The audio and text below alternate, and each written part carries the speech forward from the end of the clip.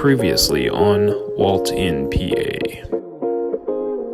I want to take in the sights. You know, with a helmet, you only have so much range of motion. I only turn my head so far on the bike to show you so much of the landscape.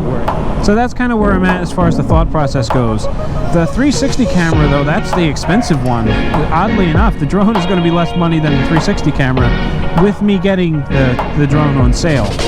So anyway, hit up the comment section down below, share your thoughts on what you would like to see on the channel, whether it be drone footage or 360 footage, or if you don't want any of that creative nonsense, you just want to hear me talk some more, you can just tell me that down in the comment section below.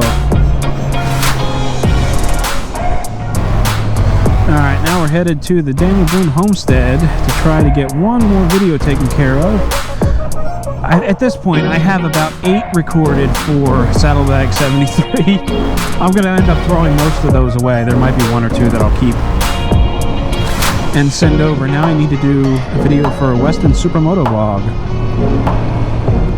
This is the Blue Bike, and I'm Doyle, and you watching WaltInPA. God, I hope you ain't going another covered bridge.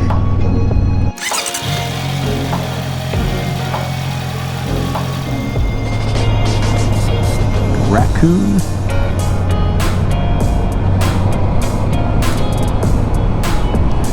You know, here's a question for you rural folks, or maybe not rural folks, but so like if you watch old-timey movies or anything like that, you know that there's always the truck that goes around with the shovel and it picks up the roadkill.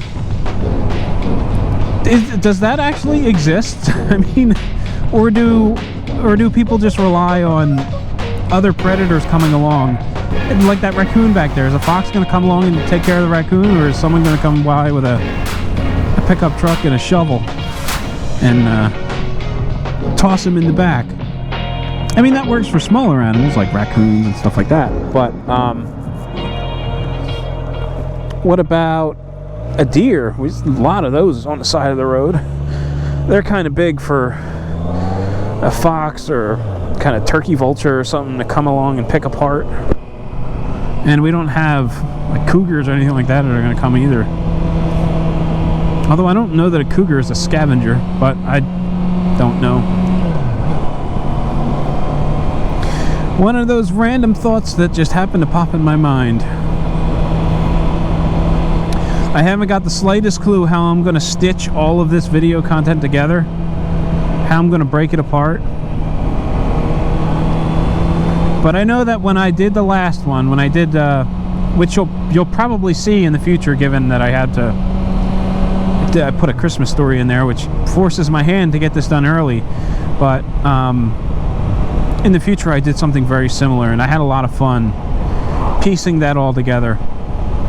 I even did a cool voiceover for previously on WaltInPA, which I suppose I'll be using in this series as well.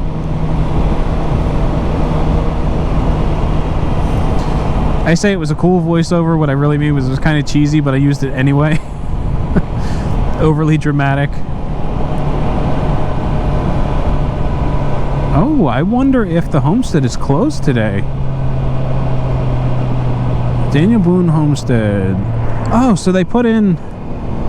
So it looks like that's done. Those other gates, they're wide open.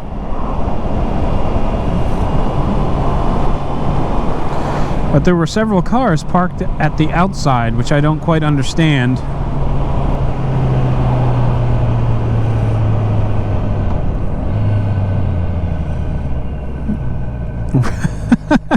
Okay. Road closed. Use other entrance.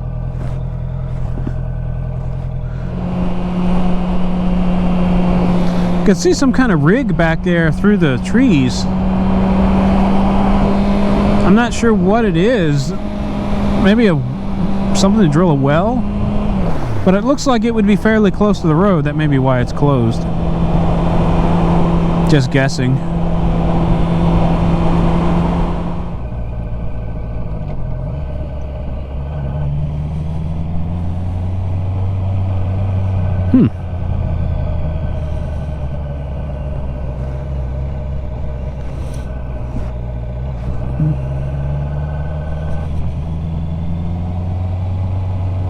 Oh man, when I did that video showing off this thing, I walked so far from that other entrance. Like, that was way closer.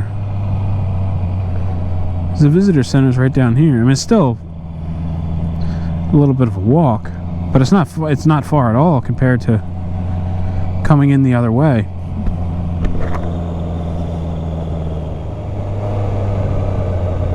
Oh wow.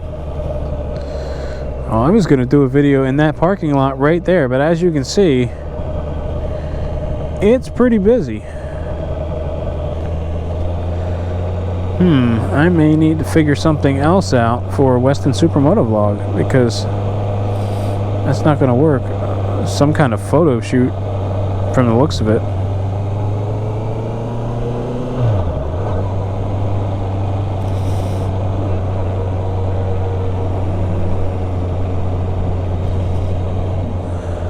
Man, there's a lot going on today. All right, so it wasn't a well drilling operation. It was a replacing the bridge operation. The crane, apparently. That would certainly explain why the road's out. All right, what I was going to do, there's a... Man, this is getting complicated. There's a,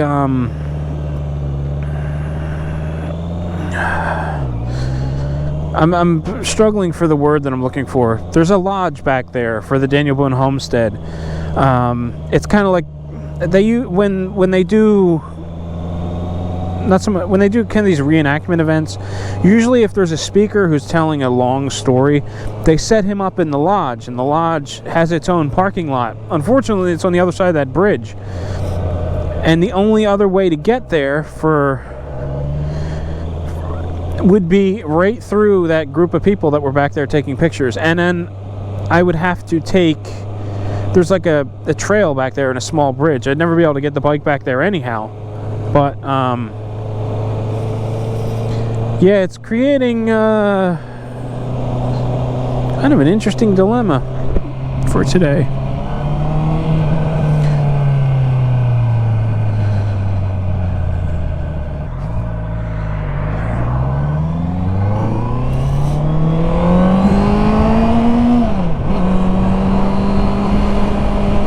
I can head over to the high school, which overlooks the landscape. It's kind of a cool place to go. There's no real significance there. You'll just be able to see the countryside. Yeah, we'll give that a shot. At this point, I don't have anything to lose.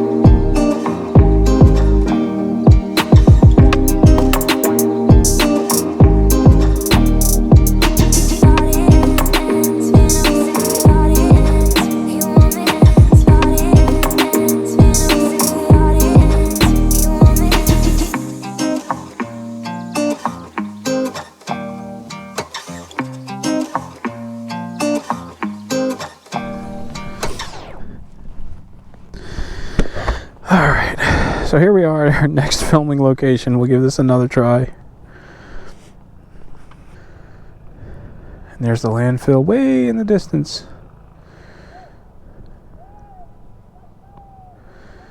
And you probably can't see it, but there's like a finger sticking up way, way out there. I'm wondering if that's not the William Penn Fire Tower. Would be, Reading is out that way, right? I'm terrible when it comes to directions.